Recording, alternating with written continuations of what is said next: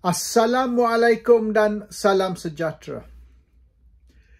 40 tahun dulu, semasa Tun Dr. Mahathir Mohamad baru naik jadi Perdana Menteri, Tun Musa Hitam timbalan Perdana Menteri, dan Anwar Ibrahim baru masuk UMNO, Raja-Raja Melayu diserang gila-gila. Tiap-tiap malam, TV3 siarkan berita tentang keburukan Raja-Raja Melayu. Almarhum Sultan Johor dituduh sebagai pembunuh, murderer. Sultan Johor dituduh membunuh kedi di golf club. Berapa puluh tahun kemudian, baru kita dapat tahu bahawasanya cerita ni cerita fitnah. Masa tu keluarga kedi tersebut telah keluar secara terbuka membuat kenyataan bahawasanya anak mereka tidak dibunuh. Tak pernah anak mereka dibunuh. So baru kita tahulah, tapi banyak tahun kemudian, puluh tahun kemudian baru kita tahu bahawasanya cerita atau tuduhan yang almarhum Sultan Johor ni membunuh orang tu cerita fake news, cerita palsu. Sultan Kelantan dituduh sebagai smuggler. Sultan Kelantan dikata smuggle kereta tak bayar cukai. Kereta tu dirampas di Subang Airport. Cerita sebenarnya, tiap-tiap raja, tiap-tiap negeri tu, mereka ada kuota. Kuota untuk import kereta tax free, tanpa cukai. Dan kuota ni diberi bukan oleh kerajaan pusat, tapi kerajaan negeri. Jadi, Sultan Kelantan ni hanya mengguna kuota untuk import kereta tanpa bayar cukai yang diberi oleh kerajaan negeri Kelantan. So bukanlah dia smuggle kereta, memang dia dibenar bawa masuk kereta tanpa bayar cukai. Tapi kereta tu dirampas dan Sultan Kelantan dikata smuggler. Sultan Terengganu dituduh curi balak negeri Terengganu dan dikatakan partner dia ialah seorang bernama Datuk Yong.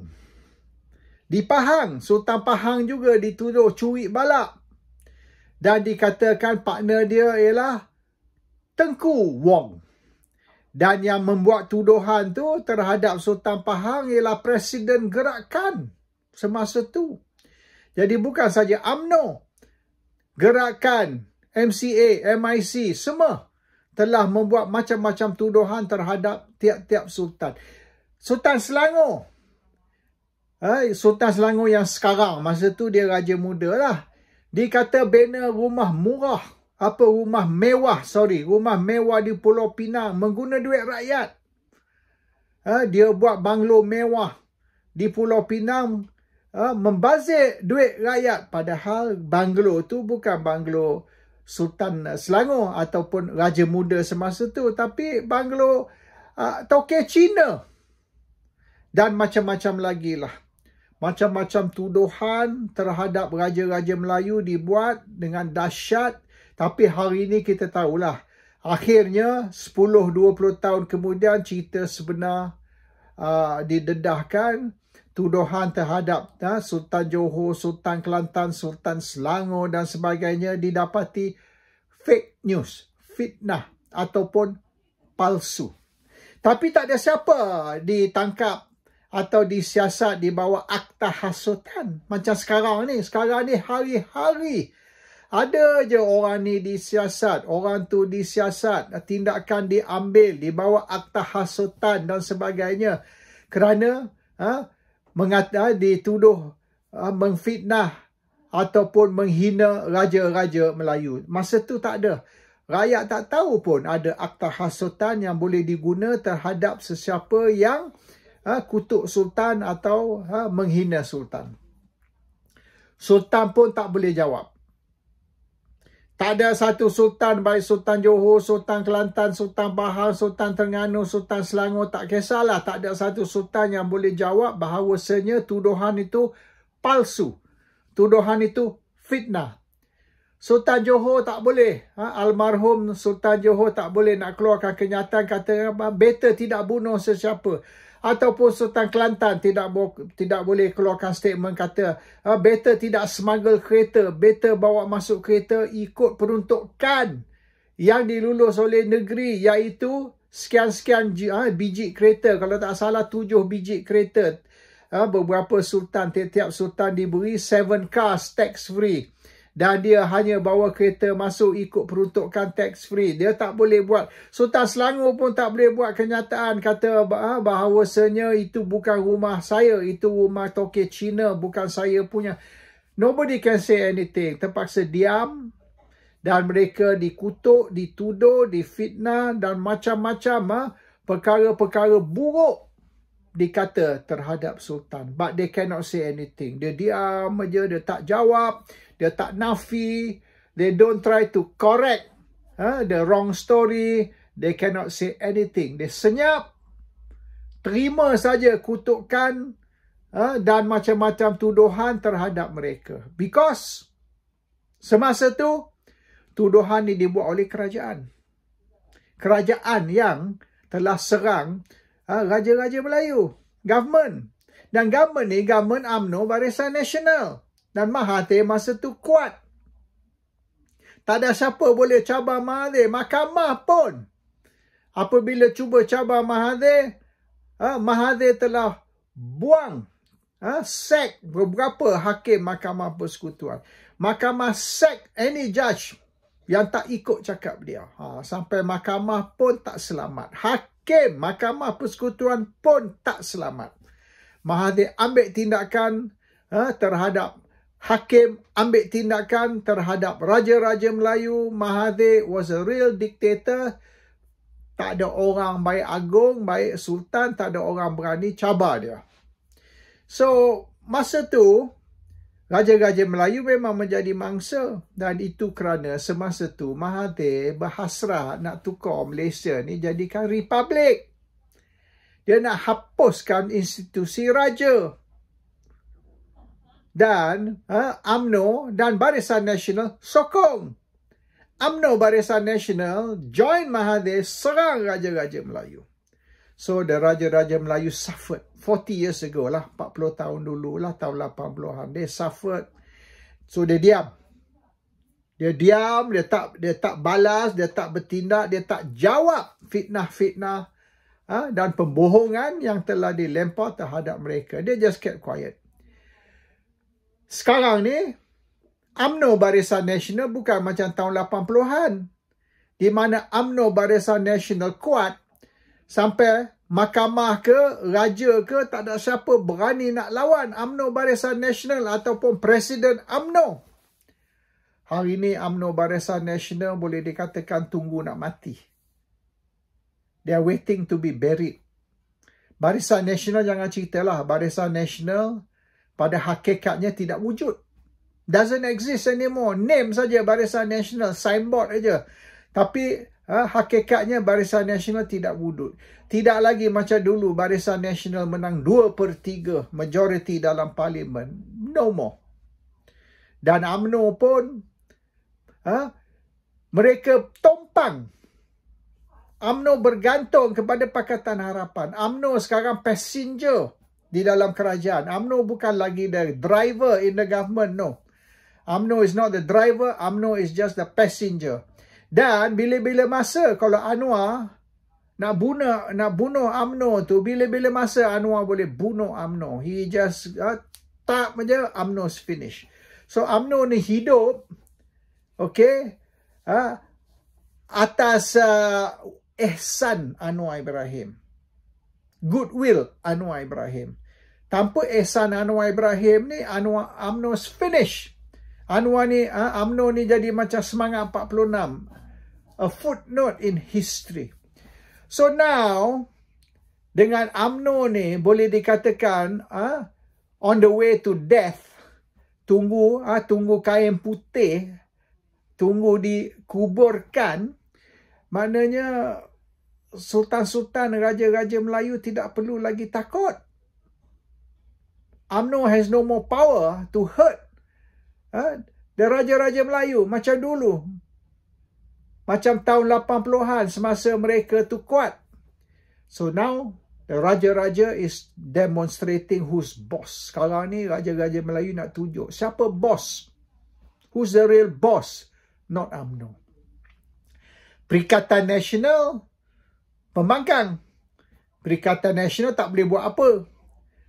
Perikatan Nasional kalau tutup mulut pun sakit, buka mulut pun sakit. So Perikatan Nasional has to just shut up. Dan jangan buka mulut, jangan bersuara. Pakatan Harapan pun tak boleh nak lawan raja-raja Melayu macam masa zaman Mahathir 80-an, 90-an, masa UMNO Barisan Kuat. So Pakatan Harapan, dulu UMNO Barisan Nasional dilihat sebagai kerajaan yang dikontrol oleh Melayu. Sekarang Pakatan Harapan bukan lagi kerajaan yang dikontrol oleh Melayu. At best ialah kerajaan campuran, kerajaan gabungan ataupun kerajaan perpaduan. Whichever istilah you nak gunalah. So apabila kerajaan Pakatan Harapan bukan lagi kerajaan dominated oleh orang Melayu, tapi kerajaan perpaduan, kerajaan berbilang kaum, di mana Melayu tidak lagi dominate, so Pakatan Harapan pun tak boleh lawan raja-raja Melayu. Because kalau Pakatan Harapan lawan raja-raja Melayu, akan dilihat sebagai orang bukan Melayu, mencabar Melayu, raja-raja Melayu, dan mencabar Islam.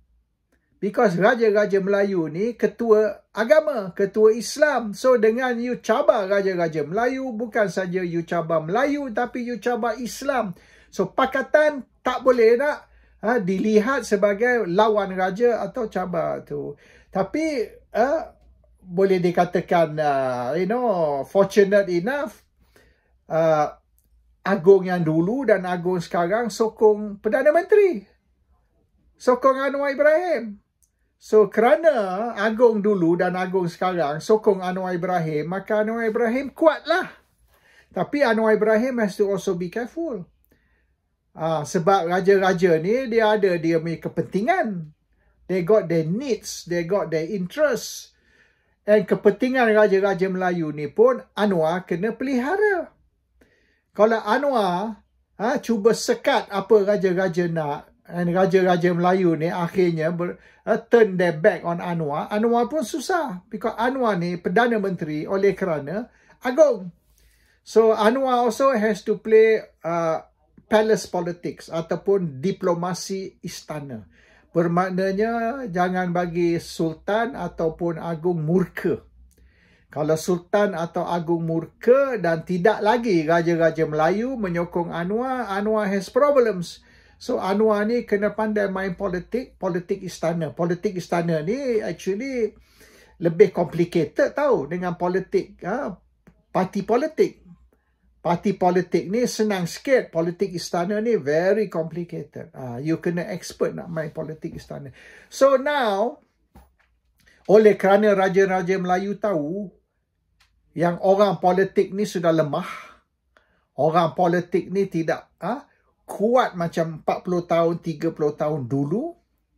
Jadi raja-raja Melayu sekarang boleh bully orang politik, raja-raja Melayu boleh demand, dan orang politik terpaksa patuh, terpaksa tunduk kepada kehendak raja-raja Melayu dan menjaga kepentingan raja-raja Melayu. So kita akan lihat satu era baru di dalam arena politik Malaysia, di mana dulu orang politik kontrol politik, raja-raja Melayu duduk diam.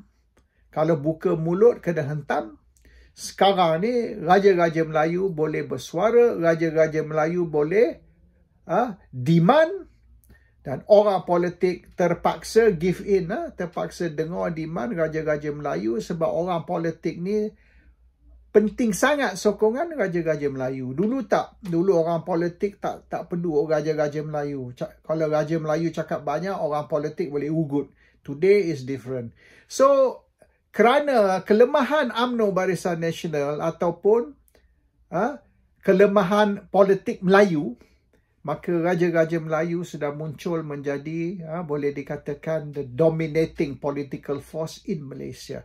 With the Raja-Raja Melayu sekarang menjadi dominating political force, so orang politik politician terpaksa share power sekarang dengan Raja-Raja Melayu. Tidaklah kata orang ni kontrol, orang tu kontrol, tapi Raja-Raja Melayu sekarang yang dulu kena bully, kena hina, kena fitnah, hari ni Raja-Raja Melayu boleh tunjuk orang politik siapa bos. Who is now the boss? Sebab Raja-Raja Melayu boleh memerintah tanpa undi rakyat. Tapi orang politik hanya boleh memerintah dengan undi rakyat. Jadi yang akan menentukan siapa yang jadi kerajaan, siapa yang jadi Perdana Menteri ialah Raja-Raja Melayu. So we are going to see a very interesting development, a new era of Malaysian politics, di mana Raja-Raja Melayu are going to exert their authority, walaupun they are supposed to be constitutional monarchy, raja berperlembagaan, tapi dia orang ni sudah mula dan lama kelamaan akan lebih campur tangan di dalam urusan negara dan urusan kerajaan, dan orang politik terpaksa sekarang tunduk kepada Raja-Raja Melayu, dan Raja-Raja Melayu will want more say, want more involvement in how the country is run. So tidak lagi maknanya dictatorship of the politician atau dictatorship of UMNO Barisan Nasional. Silap-silap UMNO Barisan Nasional PRU 16 tidak akan wujud lagi. And Pakatan Harapan has to walk this very fine road supaya mereka boleh menjalankan tugas sebagai ahli politik tanpa membuat Raja-Raja Melayu ni murka. Assalamualaikum. Salam sejahtera.